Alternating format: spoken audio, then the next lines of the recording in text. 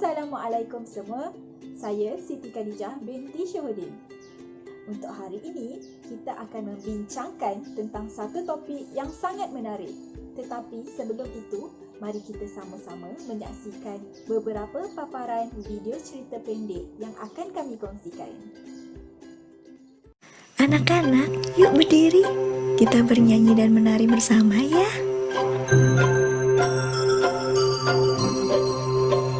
Sentuhan boleh, sentuhan boleh, kepala, tangan, kaki.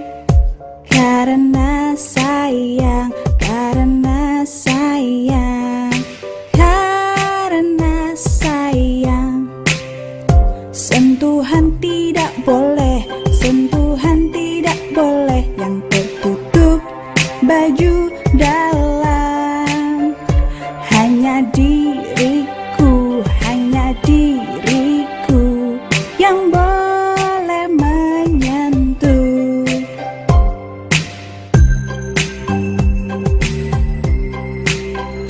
Sentuhan boleh, sentuhan boleh, kepala, tangan, kaki. Karena sayang, karena sayang, karena sayang. Sentuhan tidak boleh, sentuhan tidak boleh yang tertutup baju dalam.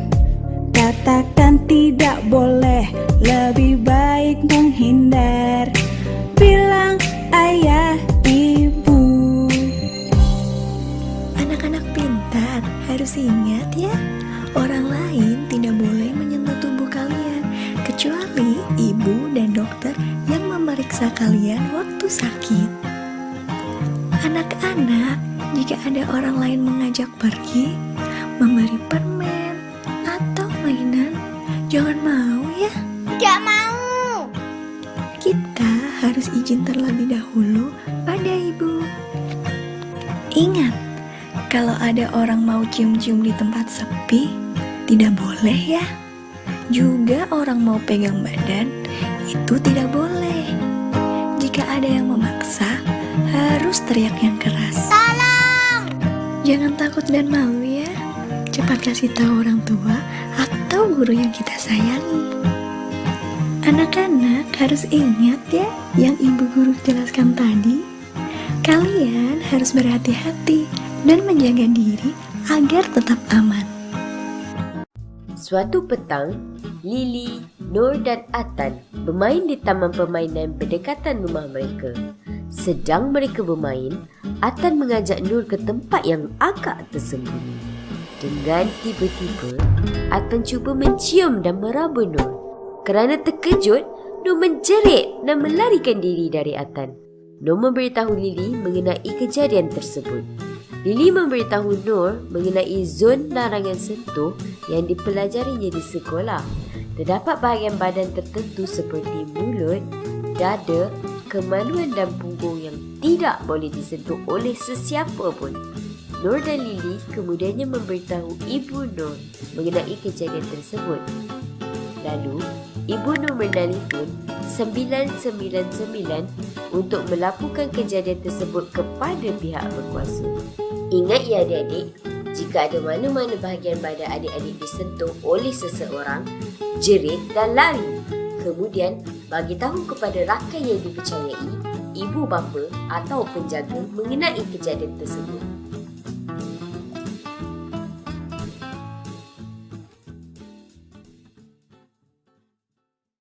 Ini Dave. Setiap petang selepas sekolah, Dave akan mengulang kaji pelajarannya bersama Abang Man, seorang tutor. Tetapi, Abang Man mempunyai niat yang tidak baik terhadap Dave. Abang Man ini mengambil kesempatan dan meraba Dave.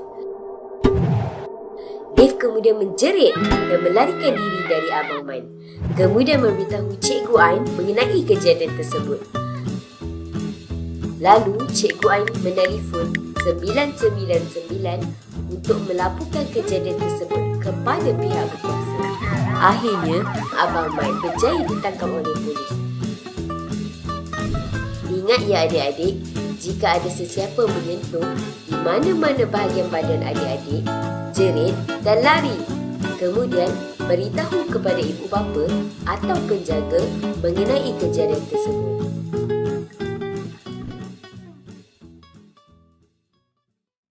Ini Meli. Meli suka bermain-main di kawasan rumahnya. Suatu hari, ayah saudara Meli iaitu Uncle Jim datang ke rumah. Uncle Jim mengajak Meli berjalan-jalan menaiki kereta. Mereka melalui satu kawasan yang sunyi dan tiba-tiba Uncle Jim memberhentikan keretanya. Uncle Jim kemudian menunjukkan kamera barunya. Tiba-tiba Uncle Jim membuka baju Meli dan mengambil gambar Meli. Uncle Jim meminta Meli untuk tidak bagi tahu sesiapa pun mengenai perkara itu. Kemudian, Uncle Jim menghantar Meli pulang semula ke rumah.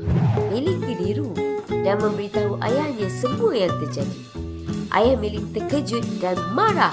Kemudian, menelpon 999 untuk melaporkan kejadian tersebut kepada pihak berkuasa. Akhirnya, Uncle Jim berjaya ditangkap oleh polis. Ingat ya adik-adik, jangan benarkan sesiapa pun mengambil gambar adik-adik tanpa pakaian. Jika ia berlaku, beritahu kepada ibu bapa atau penjaga adik-adik mengenai kejadian tersebut.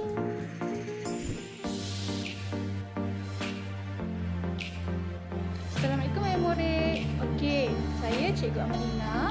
Okey, hari ini kita akan mempelajari batasan sentuhan dalam menjaga keselamatan dan Okey murid-murid, hari ini kita akan mempelajari mengenai batasan sentuhan dalam menjaga keselamatan dan kehormatan diri. Okey murid-murid, di sini ada dua gambar raja. Gambar raja pertama yang berada di sebelah kiri ialah gambar raja senyum. Gambar raja ini menunjukkan sentuhan selamat. Manakala gambar raja di sebelah kanan merupakan gambar raja marah. Gambar raja ini menunjukkan sentuhan yang tidak selamat. Okey murid-murid, kamu tahu tak sentuhan selamat itu apa? Okey, sentuhan selamat adalah sentuhan yang baik. Selain itu, sentuhan selamat membuatkan individu selesa dan tidak berasa terancam. Sentuhan selamat juga membuatkan individu berasa gembira. Okey murid-murid, seterusnya cikgu nak tunjuk contoh sentuhan selamat. Okey, yang pertama ialah bersalaman dengan keluarga atau rakan. Kedua, membantu individu dalam kemenangan. Ketiga, memimpin tangan semasa melintas jalan.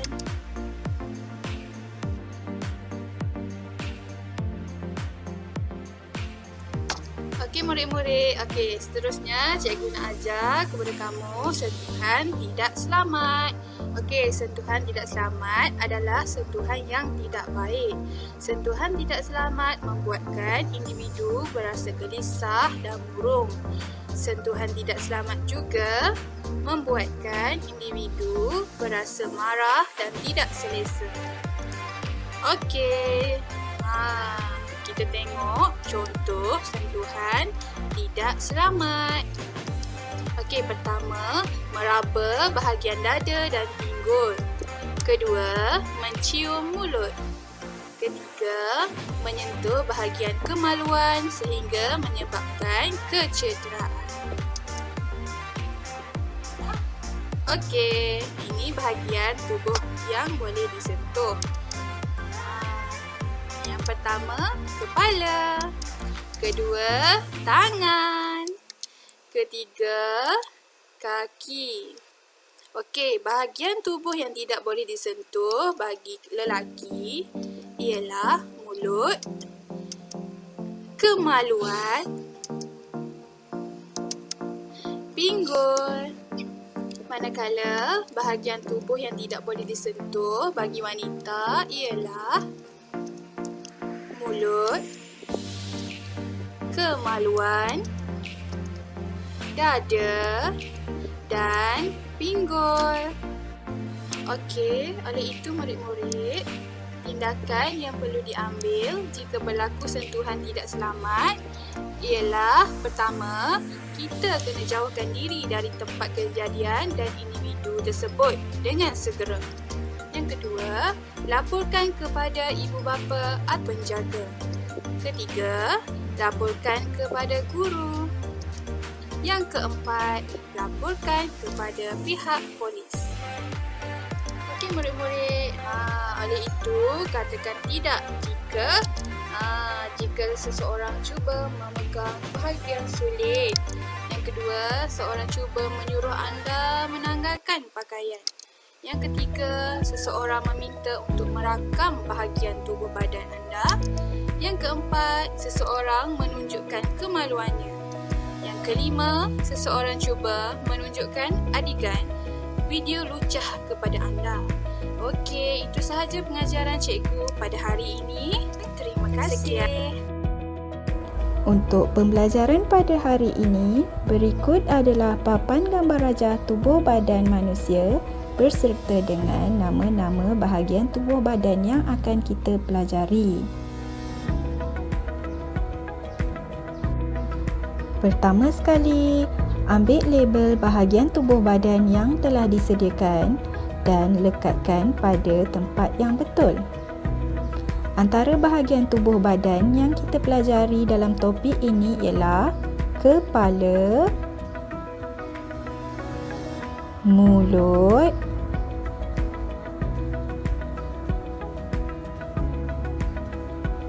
dada,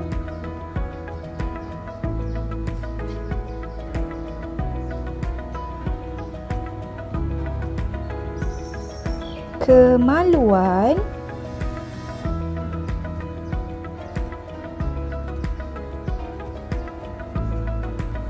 pinggul, tangan dan juga kaki. Sekarang mari kita sama-sama kenal pasti sama ada bahagian ini boleh disentuh atau tidak.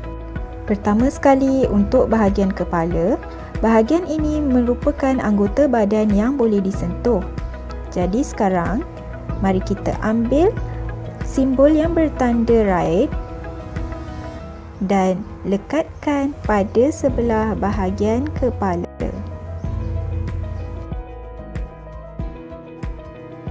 Yang kedua ialah bahagian mulut. Bahagian mulut merupakan bahagian tubuh badan yang tidak boleh disentuh.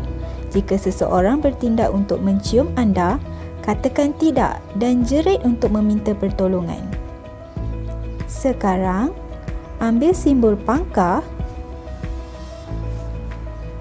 dan lekatkan pada sebelah bahagian mulut.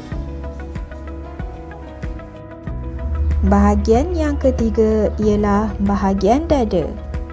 Bahagian dada merupakan bahagian sulit pada tubuh badan anda dan tidak boleh disentuh oleh orang lain.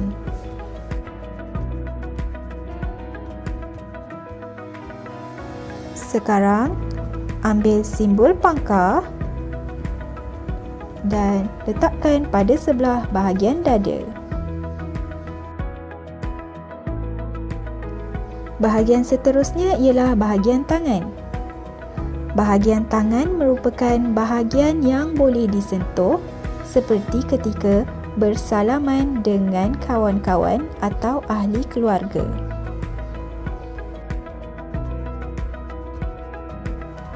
Sekarang, ambil tanda right dan lekatkan pada sebelah bahagian tangan. Bahagian yang seterusnya ialah bahagian kemaluan.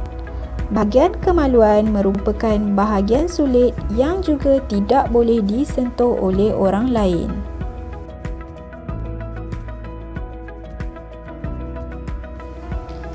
Jadi sekarang, ambilkan simbol pangkah dan lekatkan pada sebelah bahagian tersebut.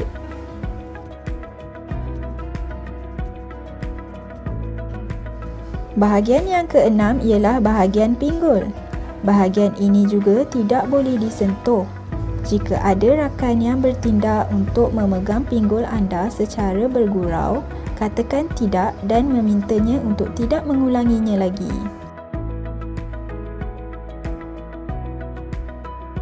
Sekarang, ambil simbol bertanda pangkah dan lekatkan pada sebelah bahagian tersebut.